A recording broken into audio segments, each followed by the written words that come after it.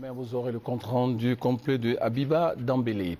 Nous allons nous intéresser maintenant au dispositif déployé par les services de sécurité des États-Unis au cours de la récente visite en Côte d'Ivoire du secrétaire d'État américain Hillary Diane Rodman Clinton. On note que durant son séjour à Abidjan, les services de sécurité américains ont déployé un dispositif sécuritaire des plus stricts, selon notre reporter Viviane Anima.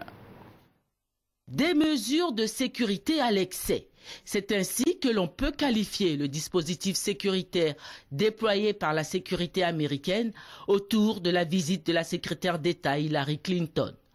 Tout d'abord le lundi, à quelques heures de son arrivée, la piste d'atterrissage, les échelles de coupée et toute installation sur la piste sont passées au flair des chiens policiers. Les journalistes venus couvrir l'événement sont soigneusement fouillés. Passage au scanner de chaque individu ainsi que son matériel de travail, sac à main, porte-documents, caméra, micro, appareil photo. Cela ne semble pas suffire. Tous ces objets vont être soumis au flair du chien. Cela ne semble toujours pas suffire. La sécurité américaine préfère que journalistes, caméramens, photographes soient cantonnés à bonne distance du théâtre de l'événement.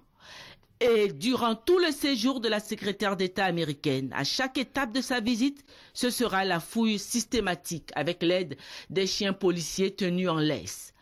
Un bon point cependant pour les services de police et le protocole de l'aéroport qui, au moment du départ d'Hillary Clinton, ont réussi à arracher la possibilité pour les journalistes locaux d'être un peu plus près qu'au premier jour.